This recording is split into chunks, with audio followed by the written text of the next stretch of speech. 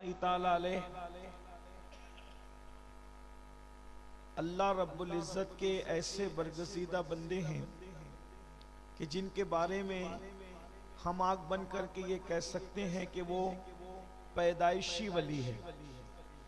उसकी वजह यह है कि मुजद्दिद मियत माजिया इमाम अहले सुन्नत ने हुजूर गौसे पाक के लिए यूं अर्ज किया कि जो तेरा तिफ्ल है कामिल है या गौस, जो आपका बच्चा है वो पैदाइशी तौर पर कामिल है। और लोगों को कामिल होने के लिए पैदा होने के बाद मेहनत करनी पड़ती है, लेकिन गौसे पाक के घर में पैदा होने वाला बच्चा पैदाइशी कामिल होता है। और वो हुजूर गौसे पाक खानवादे अशरफिया वो है जहां गौसे आजम और गौसुल आलम ये दोनों समंदर मरजल बहरैन के तौर पर यकसा मिलते नजर आते हैं। और अशरफुल औलिया उसी मरजल बहरैन के दुर्रे मकनून हैं जिनको हम आंख बंद करके कह सकते हैं कि वो पैदाइशी वली है। वाह वाह वाह, सुभान अल्लाह। मैं अपनी गुफ्तगू को अब किसी और तरफ ले जाने की बजाय हुजूर गौसुल आजम दस्तगीर शेख अब्दुल कादिर जिलानी रदी अल्लाह ताला अन्हु ने एक वली की 12 सिफत को बयान फरमाया। वली कौन होता है, वली किसे कहते हैं, बस 10 से 12 मिनट में मैं अपनी बात पूरी करूंगा। आप वली की पहचान आपको मिल जाएगी, आसानी के साथ आप पहचान सकेंगे कि वली किसको कहते हैं। सरकार गौसे आजम जो विलायत तकसीम करते हैं, जिनके दर से जिनके घर से विलायत तकसीम होती है, वो इरशाद फरमाते हैं जब तक इंसान में 12 सिफात पैदा ना हो जाए उस वक्त तक वो अल्लाह का वली नहीं हो सकता। नमाजी बन जाए, रोजेदार बन जाए, जाकिर बन जाए, पहाड़ों में मुजाहिदा करे, जब तक 12 सिफात का हामिल नहीं होगा उस वक्त तक वो वली नहीं होगा। आसान 12 सिफात सरकार गौसे पाक फरमाते हैं अल्लाह अपनी 2 सिफात का उसको मजहर बनाता है। वो अल्लाह की 2 सिफात का मजहर होता है, वो रसूलुल्लाह की 2 सिफात का मजहर होता है, वो सिद्दीक अकबर की 2 सिफात का मजहर होता है, वो फारूक आजम की 2 सिफात का मजहर होता है, वो उस्मान गनी की 2 सिफात का मजहर होता है, वो मौला अली की 2 सिफात का मजहर होता है। गौसे पाक ने रसूलुल्लाह के बाद और खुदा के बाद चारों खुलफाए राशिदीन की सिफात का मजहर उसको करार दिया। इससे पता चला ना राफजी वली हो सकता है ना नासबी वली हो सकता है।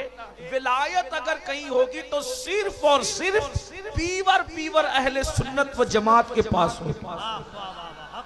इसलिए कि नासबी के दिल में मौला अली के लिए मोहब्बत नहीं है और राफजी के दिल में शेखैन के लिए मोहब्बत और उल्फत नहीं है, तो ना विलायत वहां नजर आती है ना विलायत यहाँ नजर आती है। अगर विलायत कहीं नजर आती है तो सिर्फ और सिर्फ अहले सुन्नत व जमात में नजर आती है। हुजूर गौसे पाक रदी अल्लाह ताला ने इरशाद फरमाते हैं कि जो 2 सिफात का मजहर वली होता है वो अल्लाह रब्बुल इज्जत की 2 सिफात का मजहर, एक तो वो सिफत सत्तारी का मजहर होता है, वो सिफत गफ्फारी का मजहर होता है। यानी वली वो होता है जो लोगों के ऐब को बयान नहीं करता बल्कि लोगों के ऐबों पे पर्दे डाला करता है। अल्लाह रब्बुल इज्जत सत्तार है, जैसे वो बंदों के ऐबों पे पर्दे डालता है। जब वो किसी को अपना दोस्त बनाता है तो सिफत सत्तारी का उसको मजहर बना देता है। लोगों के ऐबों को बयान नहीं करता बल्कि लोगों के ऐब पे पर्दे डाला करता है। और इस मिंबर पर अभी आपने अपनी आंखों से देखा कि अल्लाह अकबर अपने मुरीद को मना किया गया और जब उन्होंने तवज्जो न की तो झिड़की दे करके बताया गया कि अल्लाह वालों की शान क्या है कि यहाँ पर्दे नहीं उठाए जाते बल्कि पर्दे डाले जाते। नारे तकबीर, हाथों को उठा करके नारे रिसालत, नारे हैदरी, सुभान अल्लाह सुभान अल्लाह। जब ताजुल औलिया की पर्दा पोशी का ये आलम है तो अशरफुल औलिया की पर्दा पोशी का आलम क्या? वाह वाह वाह वाह वाह वाह वाह, सुभान अल्लाह सुभान अल्लाह। सिफत सत्तारी का मजहर होता है। फिर फरमाया वो सिफते गफ्फारी का मजहर होता है, यानी वो लोगों को मुआफ करता है। अपनी जात के लिए वो लोगों से लड़ाई झगड़ा नहीं करता, इसलिए कि जात के लिए लड़ना ये कुत्तों का काम होता है, जात के लिए लड़ना ये अल्लाह वालों का काम नहीं होता। वो सिफते गफ्फारी का मजहर होता है। इस आईने में अगर आप हुजूर अशरफुल औलिया की जिंदगी को देखें, मैंने तो उनको नहीं देखा, मैंने पर पहुंचा हूं, जिन्होंने देखा है वो गवाही देंगे, शहादत देंगे कि इन लोगों ने, हुजूर अशरफुल औलिया ने अपनी जात के गुस्ताखों को हमेशा मुआफ किया और उस दिन को याद दिलाया जो फतेह मक्का का दिन था, ला तस्रीब अलैकुमुल यौम। और यहाँ तो चिश्तियत है और खास तौर पर यहाँ चिश्तियत और कादरियत का भी संगम है। चिश्तियत इस एतबार से है कि मखदूम अशरफ जहांगीर सिमनानी जैसा सिलसिला चिश्तिया का वो अजीम नुमाइंदा, जिसने सिलसिला चिश्तियत को बामे उरूज तक पहुंचाया, और इसीलिए तो उनके मुर्शिद को उन पे नाज था। मुर्शिद अपने बेटे को खिदमत सौंपते हैं कि तुम्हें जंगल से लकड़ियां लाने जाना होगा, और सारे खुलफा और मुरीदीन को जिम्मेदारियां सौंपते हैं, खानका में झाड़ू लगाना होगा, बर्तनों को साफ करना होगा, लंगर तकसीम करना होगा, मेहमानों की खिदमत करना होगा। बेटे को भी काम दिया, सारे मुरीद और खुलफा को काम दिया। लेकिन जब मेरे मखदूम अशरफ सिमना ने अर्ज किया, हुजूर सबको काम सौंपते हैं, मुझे भी कोई काम सौंप दीजिए। फरमाया, अरे सब अलग है, अशरफ तुम अलग हो, इसलिए कि जब तुम आए थे तो तुम्हारे आने से पहले खिज़र अलैहिस्सलाम ने तुम्हारी इतनी तारीफ की थी कि अब मुझे कोई काम देने के लिए तुम्हें हया आती है कि मैं खिज़र को क्या मुंह दिखाऊंगा। अगर मैंने तुम्हें कोई काम सौंप दिया, मैं तुम्हें कोई फिजिकली एक्टिविटी नहीं सौंपना चाहता। अगर तुम कुछ करना ही चाहते हो तो जिक्र अस्कार के जरिए से मंजिलों को तय करना। नारे तकबीर, नारे रिसालत, फैजाने मखदूम अशरफ, फैजाने मखदूमुल आलम। इसका मुर्शिद जिसको जिम्मेदारी और खिदमत देने और खिदमत लेने के लिए हया करे, वो अशरफ सिमना है, वो हमारे मखदूम है। बहरहाल तो चिश्तियत तो इस एतबार से कि मखदूम साहब चिश्ती हैं, और कादरियत इस एतबार से कि सैयदना अब्दुल रज़्ज़ाक नूरुलैन की औलाद है। तो यहाँ चिश्तियत और कादरियत एक साथ जमा होती है, ये भी मराजल बहरैन है अल्हम्दुलिल्लाह ताला। तो चिश्तियत और कादरियत जो जमा करने की बात कर रहा हूं, तो ये कि यहाँ हाय हाय हाय क्या बात, अशरफी सहबा शराबे संजरी, सुभान अल्लाह। एक ही शीशे में है दोनों भरी, कादरी सहबा शराबे संजरी, एक ही शीशे में है दोनों भरी। कादरी सहबा शराबे संजरी, कादरी सहबा शराबे संजरी, एक ही शीशे में है दोनों भरी। क्या खुशनसीबी है हम लोगों की। तो कादरियत और चिश्तियत जब मिली हुई है तो दोनों में अब बात क्या है। हुजूर गौसे पाक फरमाते हैं कि मेरा घोड़ा बेलगाम है और मेरी तलवार बेनियाम है। और चिश्ती लोग कहते हैं, ख्वाजा नसीरुद्दीन चिराग दहलवी रदी अल्लाह तबारक व तआला अन्हु, कि हम चिश्ती लोग किसी से उलझते नहीं, हमने अपनी तलवार नंगी करके रख दी है, जो आकर के उलझेगा उसका किस्सा खुद ही तमाम हो जाएगा।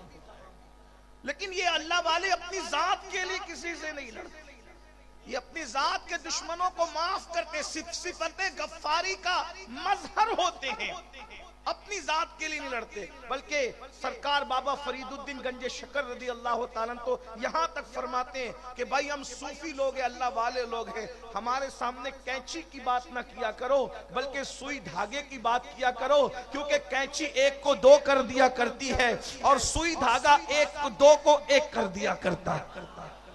ये खानका है, यहाँ पर एक को दो नहीं किया जाता बल्कि दो को एक किया जाता है। ये सरकार बाबा फरीदगंज शकर रदी अल्लाह ताला की तालीम। अल्लाह नवाजिश करम फरमाई है, आपकी दुआएं सरकार जी, न मोहब्बतें आप। तो एक बात मुझे यहाँ याद आई, जात के लिए न लड़ना और अल्लाह के लिए दुश्मनी रखना, उसकी एक मिसाल पेश करता हूँ। सरकार ख्वाजा नसीर मिल्लत वद्दीन ख्वाजा नसीरुद्दीन चिराग देहलवी की बात याद आई। कुछ लोगों ने बादशाह के पास जाके चुगली की कि ये लोग तो सिमा में रात दिन रहते हैं, ये अल्लाह वाले लोग नहीं हैं और ये ऐसे ही हैं वैसे वगैरह वगैरह कहा। बादशाह ने कहा ठीक है, हम उनको अपना नौकर बनाएंगे और उनसे अपनी खिदमत लेंगे।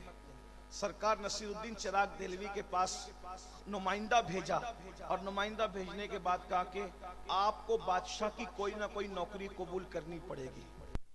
नसीरुद्दीन ने फरमाया मैं आपसे कोई ताल्लुक नहीं रखता, मैं आपकी नौकरी कैसे कर सकता हूँ। कहा अगर आप नौकरी नहीं करोगे तो मुश्किल उठाओ। कहा मैं हर मुश्किल उठाऊंगा। सीरत निगार लिखते हैं ये सीने की जो हड्डी होती है, इन दोनों हड्डियों में सुराख करके ख्वाजा नसीरुद्दीन चिराग देहलवी को लटका दिया गया कि आप नौकरी करें। सरकार नसीर मिल्लत वद्दीन से मुरीदीन ने कहा हुजूर ये जुल्म पर आया है, आप नौकरी के लिए तैयार हो जाएं, ये जो कहता है आप कर लें वरना ये आपको नुकसान पहुंचाएगा। आपने फरमाया ठीक है मैं तैयार हूं। तो बादशाह रोजाना आप मुझे मेरे कपड़े पहनाएंगे और मेरे कपड़े उतारेंगे, ये आपकी जिम्मेदारी। तो ख्वाजा नसीर रोजाना कपड़े पहनाने लगे और कपड़े उतारने लगे, लेकिन बद्दुआ नहीं की क्योंकि अब तक जात तक मामला था, जाती दुश्मनी थी। ये बादशाह को ख्वाजा नसीर से जाती दुश्मनी थी, चिराग देहलवी से। चिराग देहलवी कौन है? ये चिराग देहलवी सरकार अलाउल हक पंडवी रहमतुल्लाहि ताला अलैह, ये इनके पीरो मुर्शिद के पीर भाई है। हजरत अखी सिराज आईने हिंद के पीर भाई हैं। इन दोनों के पीरो मुर्शिद निजाम मिल्लत वद्दीन सुल्तानुल मशाइख ख्वाजा निजामुद्दीन औलिया रदी अल्लाह ताला। जाती दुश्मनी है, हड्डी में सुराख करके लटका दिए गए, लेकिन बद्दुआ नहीं की, माफ कर रहे हैं। उसको कुर्ता पहनाते हैं, कुर्ता उतारते हैं। हासिदों ने कहा कि मामला सही चल रहा है, नसीर का इम्तिहान लो। एक दिन बादशाह को ताखीर से लाए और इतने लेट लाए कि ख्वाजा नसीरुद्दीन चिराग देहलवी की नमाज असर कज़ा होने के करीब आ गई। अल्लाह के रसूल अलैहिस्सलाम ने फरमाया मोमिन की असर उस वक्त होती है जब सूरज अपनी हालत पर होता है, और जब सूरज में तगय्युर आ जाए, वो डूबने के करीब हो जाए, फिर वो मोमिन की नहीं बल्कि मुनाफिक की नमाज होती है। यानी जब सूरज डूबने के करीब हो तो अल्लाह के रसूल अलैहिस्सलातु व तस्लीम ने फरमाया उस वक्त नमाज पढ़ना ये निफाक की अलामत है। ये निफाक इतिकादी हम नहीं कहते उसको, निफाक अमली कहते हैं उसको। लेकिन बहरहाल अल्लाह वाले उस वक्त भी नमाज पढ़ने को पसंद नहीं करते थे, बल्कि मसनून वक्त में नमाज पढ़ने को पसंद करते। अभी हुजूर मुर्शिद इजाजत ने सरकार वारिस पाक का जिक्र किया कि वारिस पाक किसी के पीछे नमाज नहीं पढ़ते, बल्कि वारिस पाक अलग नमाज पढ़ते। तो लोग ये मशहूर करते थे कि वारिस पाक नमाज ही नहीं पढ़ते। वो नमाज पढ़ते थे मगर कमरे में छुप के पढ़ते, जैसा कि हजरत ने इशारा किया। लोग कहते थे आप जमात के साथ नहीं पढ़ते, जमात के साथ नहीं पढ़ते। तो वारिस पाक कहते थे अरे जमात से पढ़ाना है तो अली हुसैन अशरफी जैसा इमाम ला करके दो ना। सुभान अल्लाह, सुभान अल्लाह। अगर वारिस पाक को पीछे खड़ा करना है तो कोई अली हुसैन अशरफी जैसा ला करके इमाम दो, और किसी एक के पीछे खड़ा कर दिया वारिस पाक को। तो नमाज के बाद वारिस पाक ने कहा सुना सुना इमाम साहब आपने हमका बहुत थका दिया। सरकार वारिस पाक कहते बहुत थकाया आपने हमका। कहा वो कैसे? कहा हम तो आपके पीछे नमाज के लिए खड़े हो गए, लेकिन कभी चारे की दुकान पर, कभी किराना दुकान पर, कभी कहीं लेके भटकते रहे। जहां जहां इमाम गया पीछे पीछे वारिस थे। तो कहा ऐसी नमाज भी क्या नमाज है। लेकिन ये हम लोगों के लिए, हम लोगों को तो हर सही अकीदा की इब्तिदा करनी चाहिए कि वारिस पाक का मर्तबा और था, हमारा मर्तबा और है। तो अंदाजा फरमाए तो भाइयों हम लोग क्या हैं? किसी ने हज्जाज से कहा, ओ हज्जाज तू भी हमारा इमाम, और अबू बकर भी कौम के इमाम थे, तू कितना बदमाश है, वो कितने अच्छे थे। हज्जाज तो हज्जाज था, बदमाश था, लेकिन हाजिर जवाब था। उसने कहा तुम अबू हुरैरा बन जाओ, मैं भी अबू बकर सिद्दीक जैसा बन जाऊं। जब तुम अबू हुरैरा नहीं बन सकते तो तुम्हें अबू बकर सिद्दीक जैसा इमाम कैसे मिल सकता है? बस मैं यही आपसे कहना चाहता हूँ, जब हम वारिसे पाक नहीं बन सकते तो हमें भी अली हुसैन अशरफी मियां जैसा इमाम नहीं मिल सकता। सूद खाते रहोगे, हराम खाते रहोगे, औरतों पे बदनजरी करते रहोगे, इसी तरीके से अपनी बेटियों को बाजार और वलीमों में बेपर्दा घुमाते रहोगे, और फिर सोचो कि हमें भी आला हजरत अशरफी मियां जैसा इमाम मिल जाए। तो बात ऐसी है ना, जैसे हम रहेंगे वैसे, जैसे हम वैसे हमारे इमाम, जैसे हम वैसे हमारे पीर, जैसे हम वैसे हमारे मशाइख। अरे तू खुसरो बन, तेरा पीर निजामुद्दीन महबूब इलाही तो है ना। पीर को तलाश करने की जरूरत नहीं, हमने खुसरो बनना है। अगर तू सिमना बन जाए तो अलाउल हक पीर होगा। क्या बात है, वाह वाह। अगर तू अल्लाह अकबर कुतुबुद्दीन बन जाए तो तुझे मोइनुद्दीन गरीब पीर मिल जाएगा। लेकिन बात तो इतनी है ना, असल कमी हमारे अंदर है और हम इल्जाम लोगों पे रखते हैं। तो मैं बात ये कह रहा था, क्या बस बात खत्म ही कर दूं। अल्लाह अकबर कि ख्वाजा नसीरुद्दीन चिराग दहलवी के साथ मामला चल रहा था, खिदमत कर रहे थे। इतनी देर से लाए बादशाह को कि सूरज गुरूब होने के करीब आया और नमाज, बस आपकी आंखों में आंसू आ गए कि क्या मैं मकरू वक्त में असर की नमाज पढ़ूंगा? गुस्सा आया। अब तक जाती दुश्मनी थी, नसीरुद्दीन ने हर तकलीफ झेली, तकलीफ बर्दाश्त की, लेकिन जब दीन पर बात आई, नमाज तर्क होने की बात आई, नमाज कज़ा होने की बात आई, मकरूह वक्त में नमाज पढ़ने की बात आई, बात कुर्ता तो पहनाया और पहनाते हुए आंख में आंसू लेकर बांधते हुए कहा, बांधे तीर खोले गस्साल। ये वली की जबान, ये वली की जबान है। गुफ्ते अल्लाह बुवत गर्चे अज हल्कू में अब्दुल्ला बुवत। उसकी बोली गोया के खुदा की तरफ से होती है, वो अल्लाह का वली बोलता है, मगर वली की जबान पर खुदा का फरमान जारी होता है कि शान से कहा, बांधे नसीर खोले गस्साल, यानी नसीर बांध रहा है और इसको मरने के बाद अब गुस्ल देने वाला गस्साल खोलेगा। दुनिया ने देखा आज के सूरज बाद कल का सूरज गुरूब नहीं हुआ और बादशाह मर गया, उसकी रूह परवास कर गई, इसलिए कि अब जान की दुश्मनी की बात नहीं थी, इस्लाम की दुश्मनी की बात थी।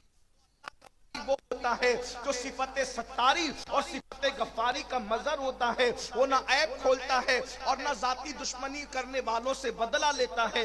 दो सिफात उसमें रसूलुल्लाह की होती है, एक सिफत ये कि रसूलुल्लाह रफीक है उम्मत पर और शफीक है उम्मत पर। तो जो अल्लाह का होता है वो अल्लाह की उम्मत पर रफीक भी होता है और शफीक भी होता है, यानी उसके अंदर चिड़चिड़ापन नहीं होता, लोगों को डांटता नहीं, वो लोगों को गालियां नहीं देता, वो लोगों को झिड़कता नहीं, वो अमीर फर्क नहीं करता। रसूलुल्लाह की महफिल में जहां सिद्दीक अकबर जैसे मालदार को पहलू में जगह मिलती थी, वहीं पर बिलाल जैसे गरीब को भी पहलू में जगह मिलती थी। उस्मान गनी जैसे को प्यार मिलता था मालदार को, तो अबू जर गिफारी जैसे गरीब को भी प्यार मिलता था। उसी तरह जैसे मुस्तफा जान रहमत उम्मत पर रफीक और शफीक थे, जब अल्लाह किसी को वली बनाता है तो उसके अंदर भी रिफ़क़त और शफ़क़त का अंदाज पैदा कर देता है, करता है, वो मोहब्बत करता है। दो सिफात उसमें सिद्दीक अकबर की होती है,